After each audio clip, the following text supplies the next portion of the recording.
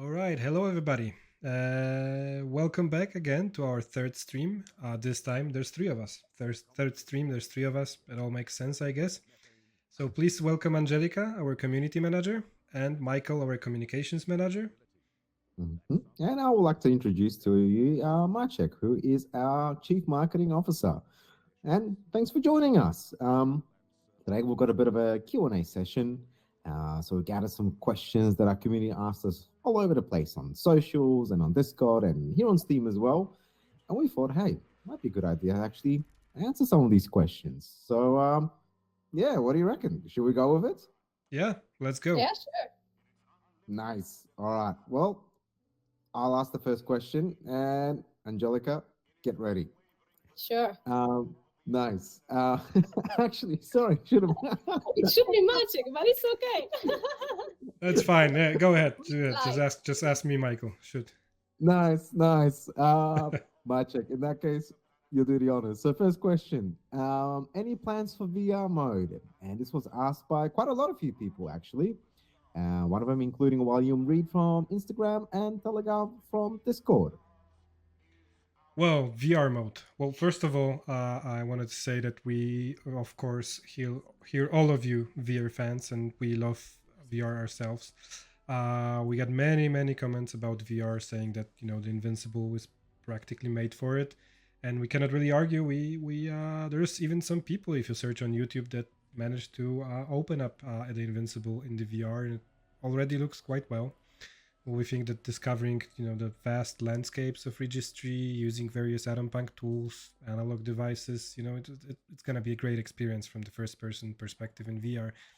We are considering it very it's very high on our list. It's probably not going to be on the premiere date, but there's quite a big chance that it will be available after the release. We'll see how it goes, but like I said, we're counting on it as much as you do. Okay, hopefully that answers the question about the VR. So the next one is gonna go from me to Angelika, and the question is from Terranova on Steam: will the Invincible be fully supported on Steam Deck?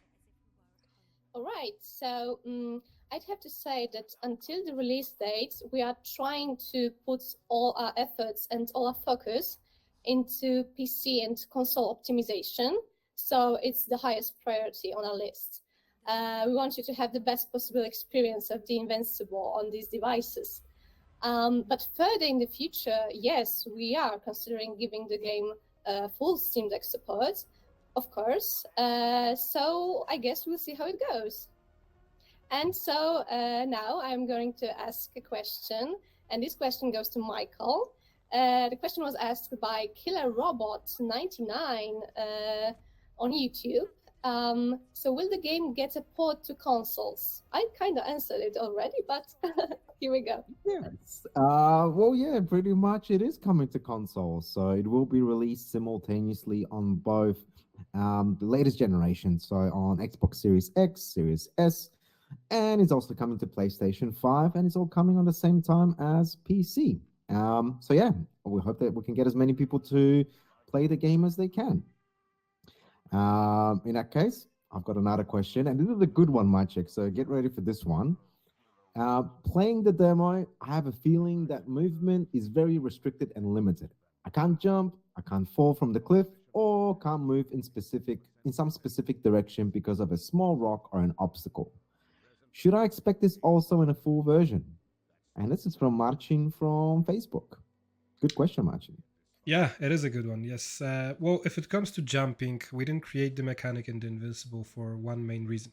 Jumping on a planet with the atmosphere like Regis III, with a spacesuit and full astroscientist equipment would be really hard, because the focus is to our main focus while making the Invincible was to make this as much as immersive experience as possible. A believable story of a human discovering an eerie cosmic land. So creating that mechanic would somehow break, feeling of this immersion, basically. Well, and to answer the other parts of the questions, well, we are aware that the demo has a few restrictions, and we're working hard to again make it as believable, as immersive as possible. So you can expect that many restrictions that were like small obstacles breaking your way will be removed and will be displayed in some other way. I'm not sure if we will be able to clear all your clear all the things that might be as a put somewhere as obstacles, but we're definitely working to make it as believable and good for the story as possible. And there shouldn't be like any obvious obstacles that you would be able to easily maneuver through in the game. All right, I hope that answers your question. And for the next one, Angelika, will there be a way to significantly increase the size of text, both in-game dialogue and settings options menus? Asks user K5 from Steam. Yes, of course.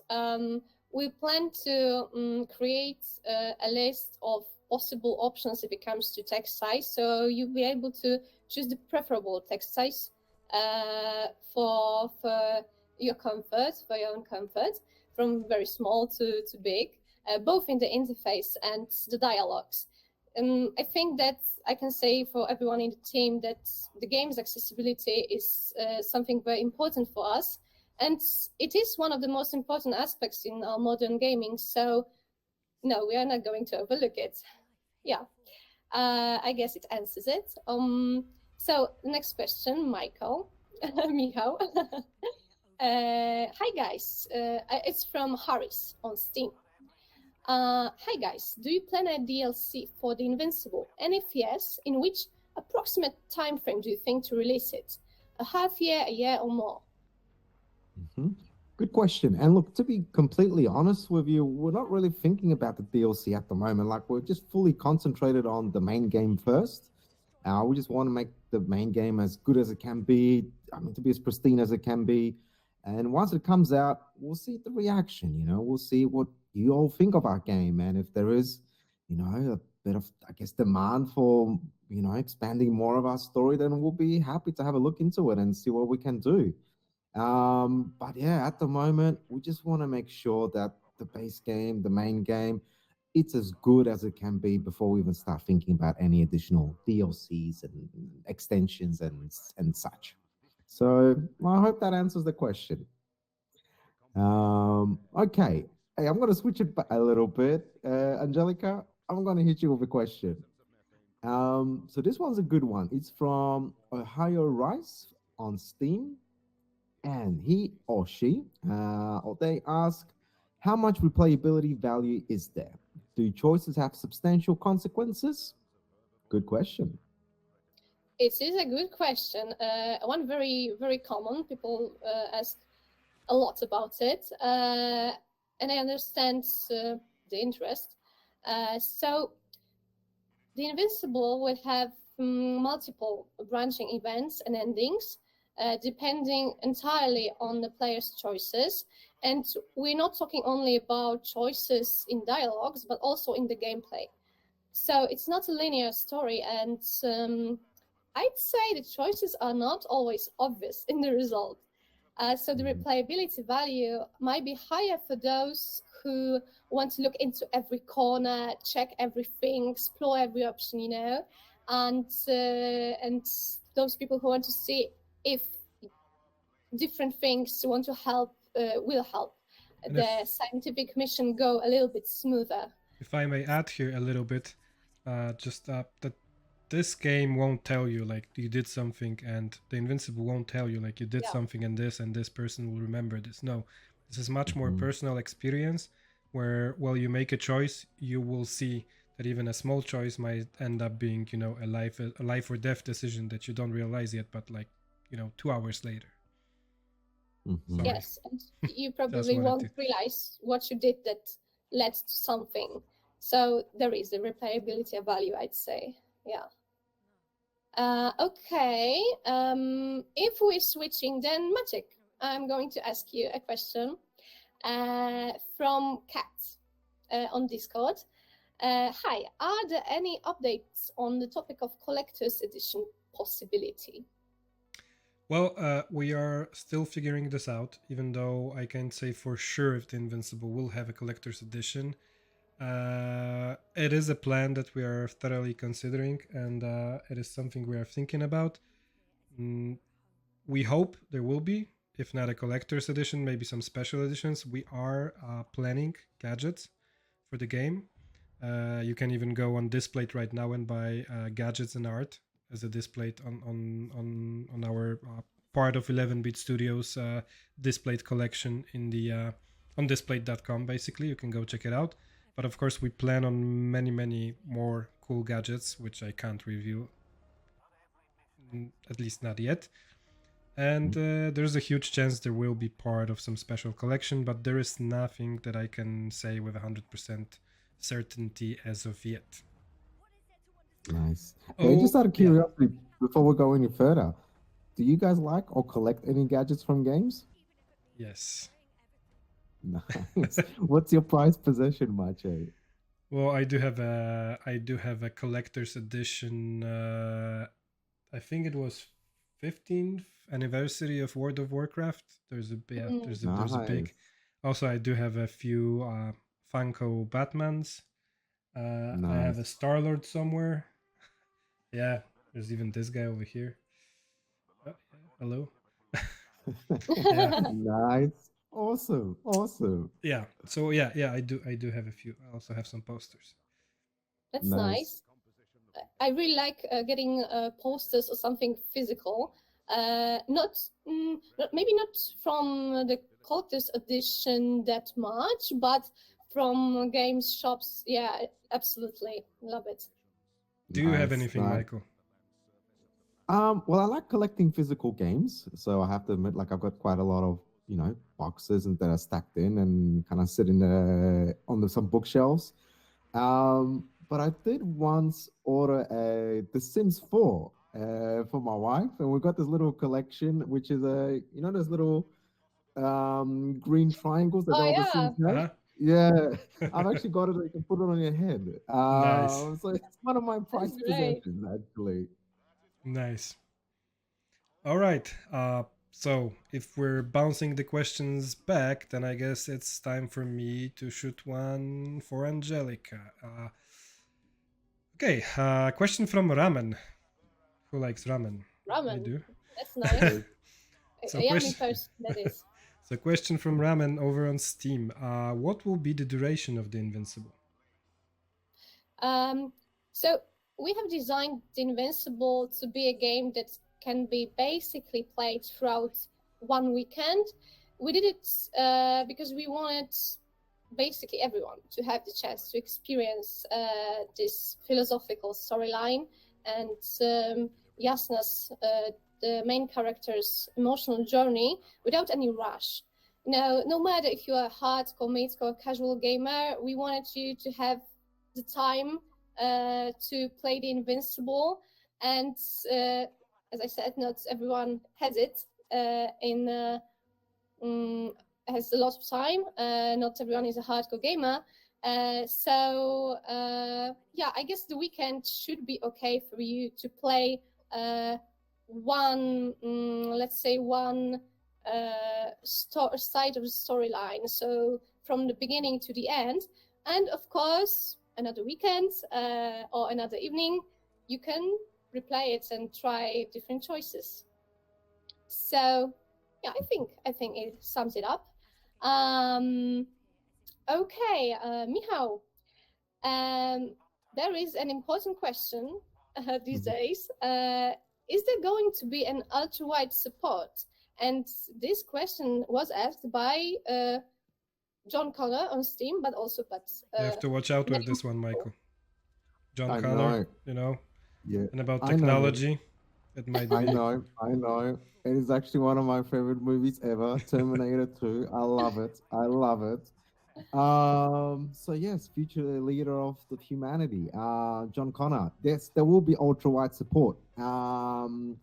You'll have the ultra-wide support on day one, and you'll have different preferable resolutions that you can choose from as well. But pretty much what we want to do is we want to get as much immersion that players can have with the game. So that's why we're making sure that ultra wide is coming in on day one too. So I hope that answers it. All right, I'm gonna lob a question your way, Maciek. Why British voice actors? And this one's from Footstool on Steam. All right, why? Cool. All right. Yeah. Our Good one. motivation for picking British speakers as our voice actors was based on the fact that we planned to record Polish VOs separately, so whoever would like to immerse themselves into the Slavic heritage could turn on Polish VOs and English dialogues. As for the people who would prefer to hear something more familiar to their ears, i.e., English, we decided to choose British accents for various of reasons. For example, we felt that if we chose the American accents, players would connect to the space race theme present in the Invincible to the space. Well, they would connect the space race present in the game to the actual space race that we used to have in Earth's history, which would be inadequate because the Invincible timeline and universe is separate from our own, except that we are the same species, we are on Earth, and etc. etc. And of course, a big part of it also was that we just found the perfect actors that we realized, okay, this is when our game director Marek sat down and listened to a lot of different versions of Yasna. This was the actress that he knew we wanted to be her. That it sounds like Yasna. That was her in his mind. For the whole time when they created the character. So on one hand, yeah, not to confuse with the space race of this Earth's history, and on the other hand, this is just they happened to be British, and we wanted those actors. All right, so back to you, Angelika. Will there be a collection system? Asked by Monster Zach over on Discord. Okay. I can say that throughout the game, you will certainly be able to discover many peculiar findings or Easter eggs. So definitely watch out for those. Although, if it comes to the collection system per se, we have not yet decided whether it will be present in the Invincible, but we're still discussing it. Certainly. Yeah, So, those are the things that we are currently in the middle of, like, final polishes on the game. This is part of it, so the systems, so we cannot answer that yet. It's because it's not yet fully developed, let's say, but yeah, we'll let you know as soon as we know too. yes. So I think one of the most important questions maybe, the one from Krzysztof on YouTube. Michał, when's the premiere? Good when question. can I get the game? When? Yes, good question. Good question. We hear this a lot. Well, we can tell you that we are going to release the Invincible somewhere between the third and the fourth quarter of 2023. We'll give you full details soon, but I can tell you that little secret, the reveal, yeah, it's coming. It's coming very, very soon. So keep an eye out on it. Follow us. Yeah, and we'll let you know exactly when you can get to lay your hands on our game. So Maciek, I've got a question for you. This one's from Solaris4019. I like the name. Will we be able to buy the Invincible gadgets? Well, yes, I've talked about it in a previous question a little bit. For sure, we are talking about various different options of gadgets, together with some partners. That's maybe that I haven't said before, that we're discovering and thinking about different possibilities with different partners. We don't have a whole collection planned out yet, but we do already have quite a few that are, let's say, in production. But we've got some cool ideas, even some retro futuristic ideas, themed gadgets that will hope you like. And as said before, you can already purchase our Displayed collection over on displayed.com. So we encourage you to go and check it out. All right, and when? Maybe that's another question that I can answer regarding gadgets. When? Well, we're probably gonna start right before the premiere. Okay, so one more question for you, Angelika.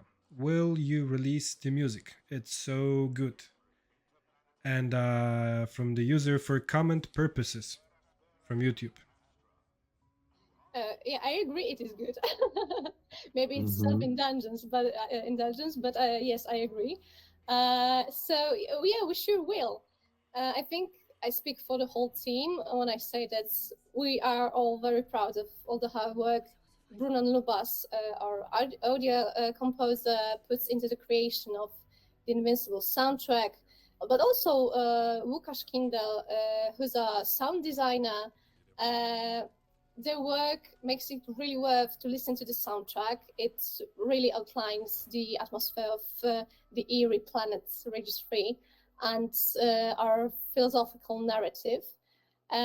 So yeah, to answer shortly, we sure will release the music and soundtrack, and I really think it's worthwhile listening to. Hale34 on Steam said and asked, I really like the voice actors. Who are they? So, Maciek, can you answer this for me? Well, For of Hale. course, I wanted to say sorry for two things. First of all, I'm going to be reading this from a screen because I don't have them all memorized yet. And second of all, sorry for butchering any last names or even first names. This might happen. But who we work closely with are our stars are basically Daisy May and Jason Bourne, who play the main characters, Jasna and Novik. We also have on board Emma Fielding, Roger May, Andrew Wilden Dennis, who play crew members of the Dragonfly spacecraft, and Derek Hagen, Matt Barber, Nathan Wiley, Stephen Trout, Robert G. Slade, and Martin T. Sherman playing other characters that I think we don't want to play just yet. We don't want to spoil just yet, sorry, because there's more characters to the Invincible that we have shown you so far. So basically, stay tuned. Yeah, but that's all of them. And again, sorry if I butchered any last names. All right, Michael. Oh, that's an interesting question. That's a very interesting question. Too bad I didn't Interesting. get that one. You're lucky. A question from Riley over on Steam. I'm interested in how Starward Industries came to be. That's a good question. That's a very good question. Well, to be honest with you, a lot of us, we've actually met each other years and years and years ago while working on different projects. Worked on games such as Dying Light, The Witcher 3, Cyberpunk, and Layers of Fear 2. So we kind of got to know each other. We know our skill set. We know, what we're good at, and we also feel like we can work really well with each other. So you were a good fit. And it was actually Marek Markuszewski, our CEO, who pretty much created or assembled the whole team under the name of Starward Industries. And that's how we came to be.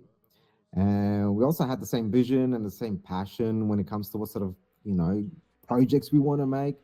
And we want to do games that want to create AA titles in AAA quality, and games that will stay with you for longer after you put the controller down. But I guess that's every studio's dream. But hopefully, with our first game coming out soon, the Invincible, you guys are going to think, yeah, they're onto something good here. And I hope it's a start of a years and years of working together as friends. So fingers crossed. Keeping your fingers crossed for us as well. I can add one more interesting story to that. At the very, very beginning, when Marek left CD Projekt Red and just started thinking about opening Starward Industries, which at that time didn't even have a name yet, he had an idea for the project. He was the first person to basically, because our game is based on a book by Stanisław Lem, a great author and futurologist, who unfortunately already passed away. But Marek was the first person ever to convince Stanisław Lem's relatives to give him the license, and there was a lot of previous attempts at it, because even great movies like Solaris with George Clooney were made in Hollywood based on Stanisław Lem's books.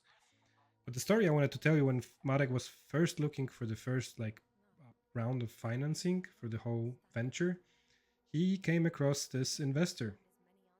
And this investor was actually just back from his trip where he was sailing through the Atlantic Ocean. And he took one book with him on this trip. Do you know which book was that? Wow. Don't tell me.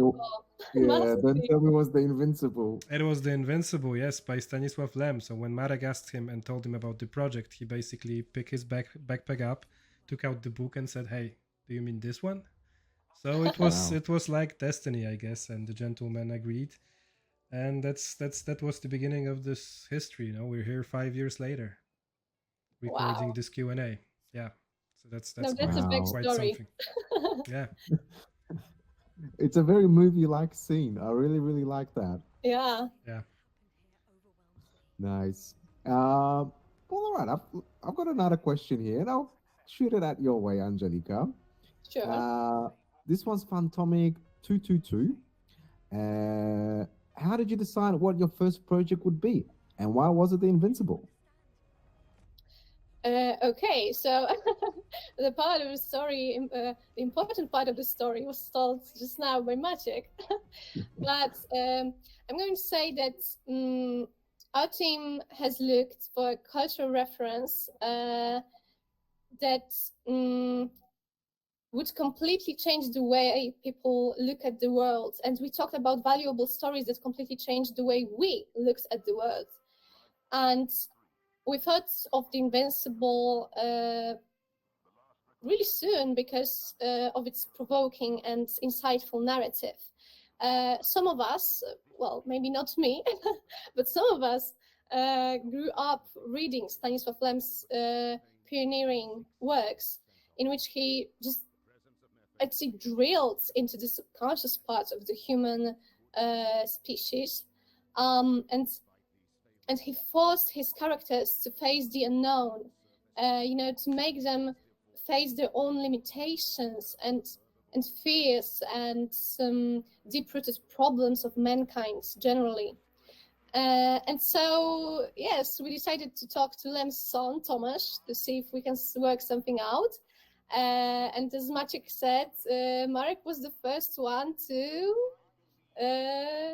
get this kind of connection with him, for him to be open enough to the idea to give us the license. Yes.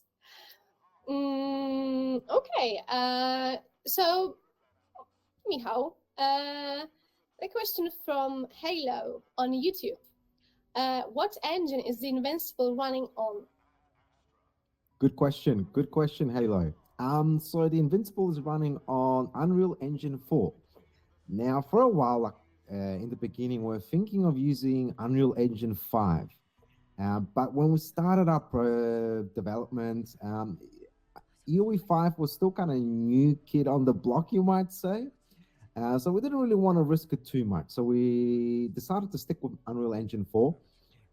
We still think it's an awesome engine. We think you can do amazing things with that engine.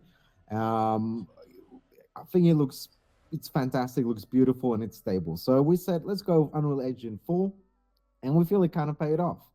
And look, we get quite a lot of praises and people saying that it looks like Unreal Engine 5 because of how Regis III looks. And yeah, that's kind of cool to hear that. But we are doing it in Unreal Engine 4, and yeah, it's a fantastic tool to work with. Now, Maciek, I've got a question for you. Yes, You sir. Nice. You say that The Invincible is based on the novel of Stanisław Lem. I don't know him. Was he someone important? Good question. Yeah, very good question. Well, we hope that as CG Project's Witcher shined a light on the Andrzej Sapkowski, the creator of Witcher universe, our game will help, especially the younger generation, get to know Stanisław Lem and his art, because Stanisław Lem was a very important figure in Polish culture. he is known all over the world, but basically more in a hard sci-fi by hard sci-fi fans. And like I said before, there's a movie called Solaris. There's actually two movies called Solaris based on his book. There's other movies based on his book. There's some even inspirations in other games. For example, Stellaris, I think, was mostly based on the ideas from Stanisław Lem. But going back to the beginning, he was a great futurologist writing hard sci-fi fiction novels in the 20th century. He predicted many technologies way ahead of his times. For example, the internet, nanotechnology, or VR. If you want to go read up on Stanisław Lem, I highly recommend just typing in the Google Stanisław Lem and New Yorker, because there's a really good article about him in New Yorker or New York Times. I'm sorry, I think New York Times was. Or was it New Yorker or New York Times, Michael? I don't remember. I think it's the New Yorker. New Yorker, yeah. I'm remembering the little logo of the man with the hat and the monocle. Yeah. I think. I think so. Yeah. Well, so like I said, he predicted the internet, nanotechnology, VR, cell phones, a lot of things. There's like a whole mm, separate article about it, about what he predicted on the internet. You can look it up too. But his works were extremely mind-boggling in terms of the philosophical way he looked at the universe and humankind. The extraterrestrial forces in his books were often a mirror that shows the flaws of our species. I think he once said, that people don't want to discover new places. They want to discover more Earths, which is, yeah, if you think about it, it's very true. So I would say he taught people to think critically about our nature, and that's one of the main reasons we picked the Invincible up as a novel, as the narrative and world building foundation for our game. The motto from the game was actually a sentence from the book. Not everything everywhere is for us. Do we want to go? What do we want to do? Do we want to colonize everything? Do we want to just create another Earth on Regis III, or do you want to understand what's going on? Do you want to be hostile to it? Do you want to run away from it? Those are the decisions that await you on Regis III, and those are the decisions that will, if you think about it, will await our species once we get to know this universe and cosmos that's beyond our Earth. And that was one of the things that we, yeah, that was one of the, of course, many games claimed that before, but we really hope that by having this great source material, this great book, we will give you a game that after you play through, it will be like, watching a good movie or reading a good book, that you will stop, even for a second, and, think about your life and things that, are all around you. Yeah. And I was just going to say, I think, Angelika, you wanted to say something. Do you want to go first? No, I just wanted to say that Maciek said everything beautifully, explained everything beautifully. That's all I wanted to say. Thank you. Nice. I concur. And maybe the only other thing I might add, or two things maybe, I'll blend them into one. For those that haven't read the book, read the book. It's a fantastic book. Like, I didn't read the book before I actually started working on this project, so it was kind of got introduced to Lem through this game, and it's a fantastic piece. Like, Lem is so good at describing just technology that he creates it in his mind. Like, this is a person that wrote his pieces in like 50s and 60s, and he was talking about things that are just mind-blowing. Like, he's famous for describing pretty much an ebook for word, and when you read Invincible 2, the way he describes the ship, how he wakes up in the beginning, I don't want to spoil it too much, but look, if you do yourself a favor, it's a fantastic book. It's also very complementary to the game, so both pieces are complementing each other, and you'll have fun reading the book first, then playing the game. You'll have fun playing the game first, then reading the book. It works both ways, actually. Yes, that's right. It's important because many people ask about it on our social media, on Discord, on Steam. What should I do first? Should I read the novel first? Should I play the game first? Personally, I have no idea. Both ways work. Both ways Okay, work. yeah, Yeah. both things work, and maybe it's a matter. It's a question of whether you like reading the novel first or watching the movie first. It's similar, Mhm. like Yeah, exactly. complementary, as Magic said. All right. That's true. So, but going back to you, Angelika, with a question from Marianne on Discord. You are a new studio entering the market with a great-looking AA title. Do you have any advice for beginning studios to unlock their full potential when working on their first titles? That's a great question. It's even Yeah, hard that for is me a though. great question. I'm very happy to answer it. Well, first of all, thank you for the kind words of a great looking A title. So thank you, Marianne. Um, hmm. First of all, I would say that you should look for cultural references that really move something inside of you. They really inspire you or make you see something different in the world, or make you realize something important. Um, as a new studio or beginning developers, you have a long journey ahead, and I think the right reference will both motivate you and keep you on the right track of what you really want to do in a game. But secondly, also the important thing is to do wide research of games similar to the one that you want to create, and this research should contain games similar both in terms of the narrative or the gameplay or the art style to the one you plan to create.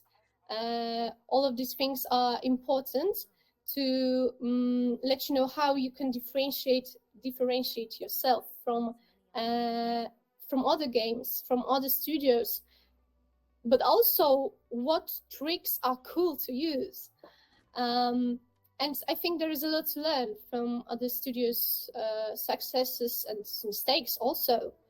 Um, and I think the third most important thing for me, the community manager, is to not be afraid to get feedback from the community itself.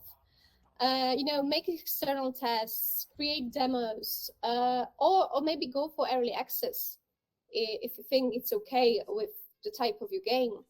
I know that it's a scary process getting feedback from the community. It can be really fear-inducing and stressful, but at the same time, it's extremely important to hear what people say, what people think, and it's definitely better to hear what they think about the game now rather than after the release. So please get the feedback from community. Mhm. Yeah, and Yeah, just add a dash of, that's the main recipe, and then just add the dash of crazy and you yeah, to make that's it, true. Yeah. to make it you. That's what I would say. So sometimes we have to make Yeah, crazy Maciek is right. decisions. Like it's maybe sometimes a mistake while doing a research that if you focus too much on what others did, you lose this craziness of yours, this individual perspective. So don't lose it. Yeah, be crazy. Be your Mhm. own self. But that's what people kind of want, the crazy, They want Yeah, something genuine. They want those cool stories that they didn't hear about. So, yeah, I like what you said in the beginning. I think there's heaps of cool stories out there that the rest of the world doesn't know or hasn't heard of before. So maybe you're sitting on I don't know, the future Witcher, the yeah. future, Future the maybe Invincible. Invincible. Yeah, I didn't want to say it, but definitely check out and see what your culture has, because there could be some hidden gems being in there. Yeah, exactly. Okay, then last question. I think it's time. Mhm. Goes to Maciek. Mm, Yay. question from Vexen on Discord. How does the game differ from the novel? Another great question. Another great question. We have answered it a little bit, but to sum it up nicely, Well, we remained true to the novel's main focus and narrative, hard sci-fi knowledge and mind-boggling scientific phenomena that force people to rethink all they know about the universe and mankind's position in the evolutionary chain. That's the main, like, the gist of the idea. However, we did change the timeline of events a little bit and characters. We made a conscious decision to go down this road, um, because we wanted Lamb's fans to discover the story through a different set of eyes and to add things that enhance the overall gameplay experience. At the same time, we didn't want to alter the characters created by Lem, as they were meticulously crafted, and so instead of, we proposed the Asna and Kerr crew. So yes, and also the story we created is a bit more personal, so it's better and it's more immersive. It's better to for reliving it through first person perspective eyes in the game. But the idea remains the same. The place remains the same. Some of the characters you'll still be able to meet, but we did show it from the other more personal perspective, more emotional perspective, someone that is you. So you are being kind of added to the story. That's why we said, it's a great connection between the book and the game, and you can do both and still find things inside each creation that are, make it its unique own piece, basically. Mhm. Anything you want to add to this, guys? I guess you said everything. Yeah, and it's important to know that we really dived into this hard sci-fi atmosphere. So all of the devices, this analog atom punk technology, robots that we created in the game were based on the novel itself. So yeah, it was a great inspiration. Maybe a little. I don't have that much, wise things to say, but I got an interesting little thing to say. The key art that we have, the helmet with the red background on the sand, that was actually inspired also by one of the older covers of the book itself from like the 60s, I believe. So if you dig around trying to find the Invincible book cover, yeah, you might see the inspiration for the artwork that we have for the game too. Yeah. That's right. All right, guys. Mhm. Perfect. Well, that Cool. was all the questions that we had for today. Hope you liked it. Hope we didn't bore you to death, so you don't look Mhm. like our key art right now in front of a computer. But let us know on our social media, or whatever you are. We are on Instagram, Discord, Twitter, Facebook, YouTube, Steam. So whatever you find us, please let us know. How did you like the Q&A? If you liked it, we might make another one with more questions from you. We'll Mhm. go on Discord, ask questions. You'll be able to talk with Angelika over here directly. Yes, she's the one answering all your questions, the good ones, the fun ones, and the other ones. Yes. So yeah, thank you very much, Angelika, Michael. It was a pleasure as always, Thank you very much, Thank you Maciek, as very well. That much. was a pleasure. and Thanks, Angelica, too. we hope to see you on Regis III soon. See you soon, Indeed. astronauts. Yeah. Indeed. Take Thank you, care, crew. guys. Take care. Bye. Bye bye. Bye.